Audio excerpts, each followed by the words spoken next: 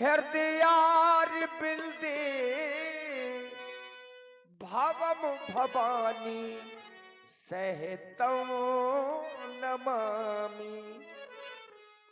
ये जो चेतावनी गीत है, आशा है हमारे जितने वृद्ध लोग हैं इनको अच्छा लगेगा। आचार्य प्रवर ने कहा है जीवन में नारी का बहुत बड़ा महत्व है। मित्रों, घर का पति कितना भी क्यों ना बिगड़ा हो, चाहे जितना बिगड़ैल हो, अब प्राय आप लोगों ने देखा होगा हमारे अपने गांव घरों में कि घर के कुछ लोग कभी कभी बिगड़ जाते हैं, गलत मार्ग पर चले जाते हैं, उनमें दुर्गुण आ जाते हैं। लेकिन अगर घर की गृहिणी अच्छी है, पत्नी अच्छी है, तो बिगड़े हुए पति को संवार लेती है, संभाल लेती है।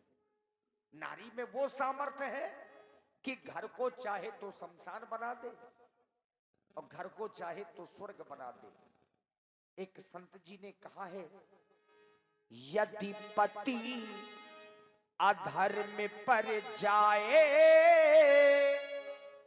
तो पत्नी उसे बचाए।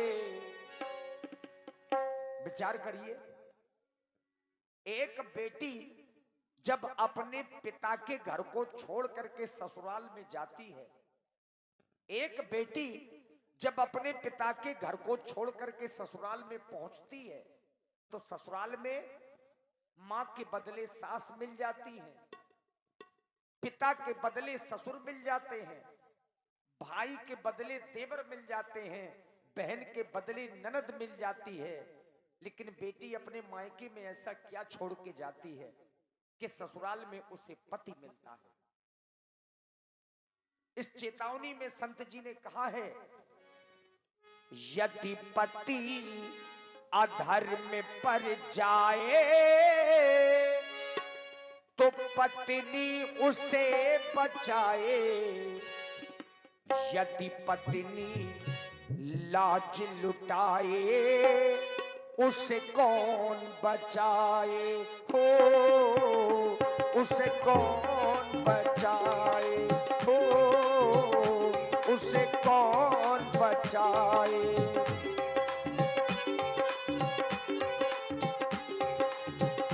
यदि पति अधर्म पर जाए पत्नी उसे बचाए।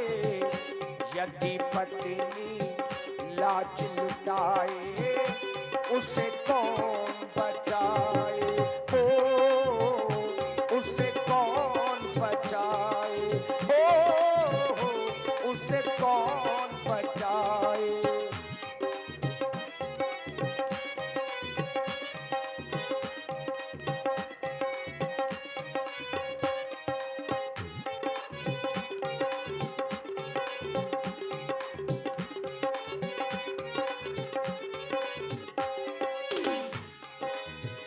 पत्नी है पति का दर्पण, जो पति पर करे समर्पण, सारे दुखों को सह के होती है पति पर अर्पण। देखिए, पत्नी पर चाहे कितने भी संकट क्यों ना आ जाएं, लेकिन पत्नी सभी संकटों का सामना करती है, संघर्ष करती है, लेकिन पति को मार्ग से भटकने नहीं देती है। लड़ती है, झगड़ती है, लेकिन पत्नी अपने पति को मार्ग पर लाने का प्रयास करती है। क्यों? पत्नी है पति का दर्पण, जो पति पर करे समर्पण, सारे दुखों को सह के होती है पति पर अर्पण। और देखा होगा आपने भी, कपड़े में दाग लग जाए साबुन से धुल जाए, यदि कुल में दाग लग जाए उसे कौन बचाए, हो उसे कौन बचाए। कपड़े में दाग लग जाए, साबुन से धुल जाए, यदि फूल में दाग लग जाए, उसे कौन बचाए, हो उसे कौन बचाए।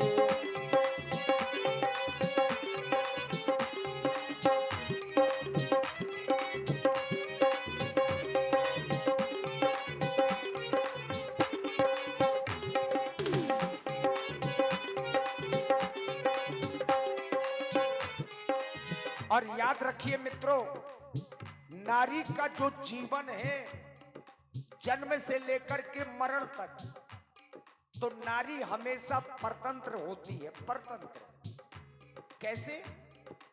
जब अपने पिता के घर में होती है तो पिता के अधीन, वही बेटी का जब विवाह होता है तो ससुराल में अपने पति के अधीन, और वही बेटी जब मां होती है तो अपने बच्चों के अधीन। कहने का तात्पर्य कि नारी का जो स्वरूप है वो परतंत्र है। तभी तो शास्त्र कहते हैं, माना की तेल बाती से घर का चिराग है रोशन, कुल का दीपक होता है, बस पुत्र रतन निज धन। अगर किसी माता पिता से पूछा जाए कि आपकी सबसे बड़ी संपत्ति क्या है, हर माता पिता यही कहेंगे कि हमारी संपत्ति हमारी संतानें हैं। अगर संतान अच्छी है तो धन इकट्ठा करने की आवश्यकता नहीं है, और अगर संतान बुरी हुई तो आपने जितना भी इकट्ठा किया होगा वो इकट्ठा करना भी बेकार हो जाएगा।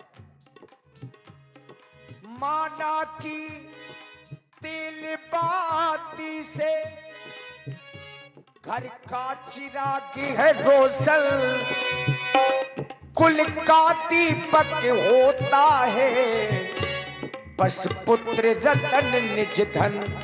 अनुभव किया होगा, घर का दीपक बुझ जाए, माचिस से जल जाए, कुल का दीपक बुझ जाए, उसे कौन जलाए, हो उसे कौन जलाए। यदि पति अधर्म पर जाए, पत्नी उसे बचाए, यदि पत्नी लाज लुटाए, उसे कौन बचाए, हो उसे कौन बचाए।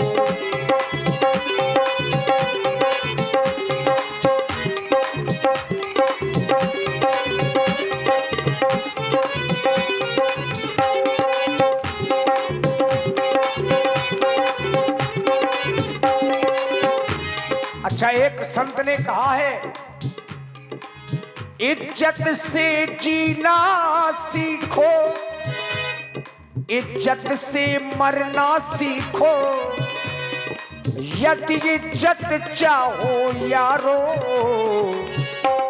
खुद इज्जत करना सीखो। अगर हम किसी को सम्मान देंगे तो हमें सम्मान मिलेगा, लेकिन अगर हमने किसी को सम्मान नहीं दिया तो क्या हमें सम्मान मिलेगा? ऐसी आशा कभी नहीं करना चाहिए, क्योंकि कर्म प्रधान है और कर्म से बड़ा कुछ भी नहीं है, भाग्य भी नहीं है, क्योंकि कर्म से ही व्यक्ति के भाग्य बनते हैं। तो बुजुर्गों का सम्मान करना चाहिए, तभी आगे आने वाले समय में हमें भी सम्मान मिलेगा। इज्जत से जीना सीखो, इज्जत से मरना सीखो, यदि इज्जत चाहो यारो, खुद इज्जत करना सीखो।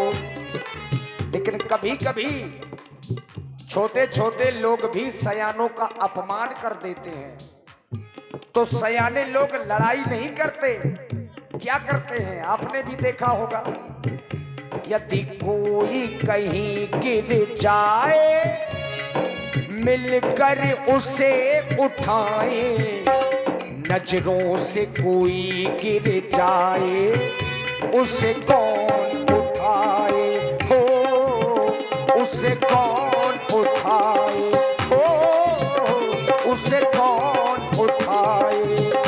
यदि पति अधर्म पर जाए पत्नी उसे बचाए, यदि पत्नी लाज लुटाए उसे कौन बचाए हो, उसे कौन बचाए, हाँ उसे कौन बचाए हो, उसे कौन बचाए। और अभी आप लोगों ने